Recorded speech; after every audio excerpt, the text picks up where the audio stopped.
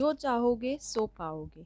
एक साधु था, वह रोज घाट के किनारे पर बैठकर चिल्लाया करता था, जो चाहोगे सो पाओगे, जो चाहोगे सो पाओगे। बहुत से लोग वहां से गुजरते थे, पर कोई भी उसकी बात पर ध्यान नहीं देता था और सब उसे एक पागल आदमी समझते थे।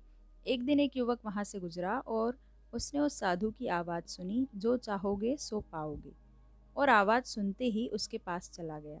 उसने साधु से पूछा, महाराज, आप बोल रहे थे जो चाहोगे सो पाओगे, तो क्या आप मुझको वो दे सकते हो जो मैं चाहता हूँ?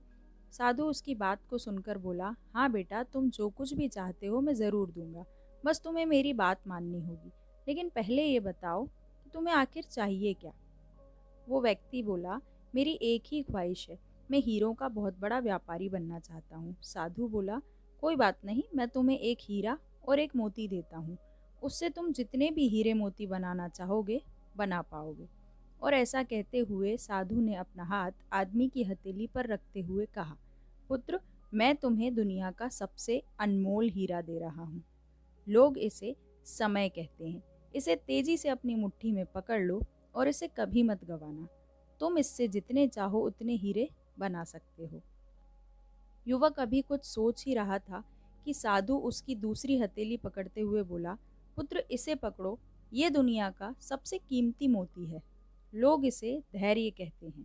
जब कभी समय देने के बावजूद परिणाम ना मिले तो इस कीमती मोती को धारण कर लेना।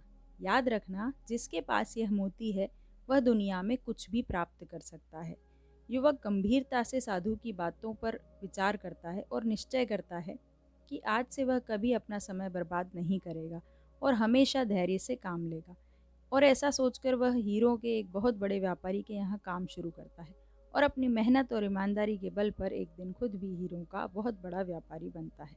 दोस्तों, समय और धैर्य वह दो हीरे मोती हैं जिनके बल पर हम बड़े से बड़ा लक्ष्य प्राप्त कर सकते हैं।